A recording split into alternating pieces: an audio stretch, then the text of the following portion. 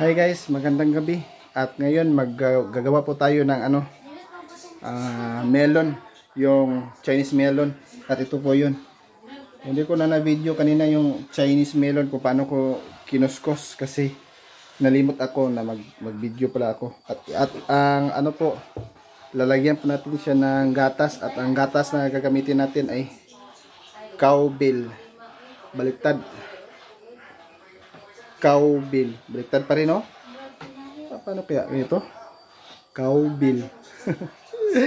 Ito pong ilalagay natin dito mga guys. Kaya bubuksan ko muna yung cowbell para ilagay natin sa ating ito, gatas, melon. Sarap, di ba? Magpalamig tayo kasi sobrang init ang panahon kanina at ngayon gabi na, kaya magpalamig tayo mga guys.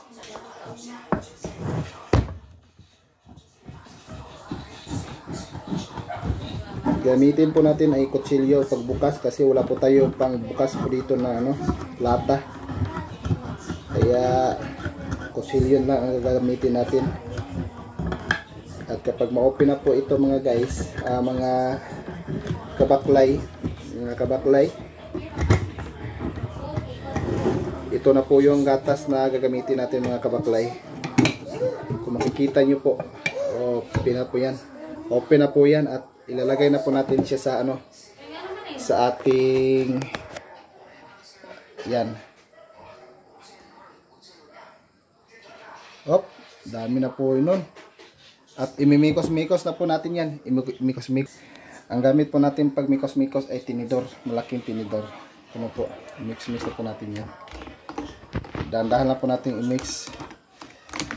At lalabas na yung gatas niya. May yelo na po dyan sa loob. Nilagyan na po namin ng yelo para malamig.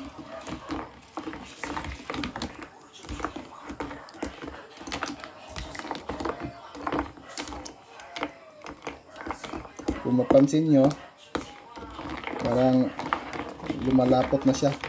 Ngayon guys, hindi ko po inano na talaga ha.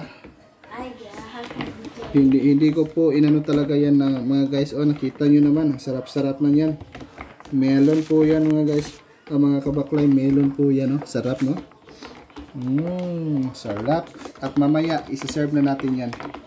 Makikita na nyo mamaya. Isi-serve na po natin yan mamaya. At, hindi ba? Isi-serve natin yan mamaya. At ngayon, isi-serve na po natin to. Ito na.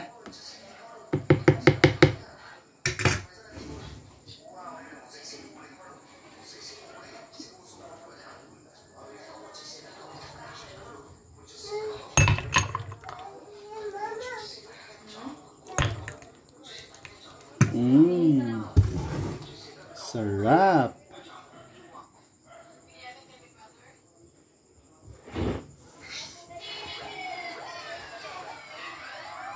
At ito na nga.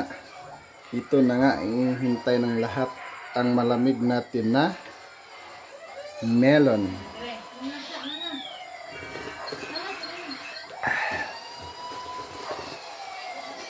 Grabe, sobrang sarap mga guys. Kabaklay, ang sarap talaga ng melon. At ganoon lang kasimple maggawa po ng panlamig.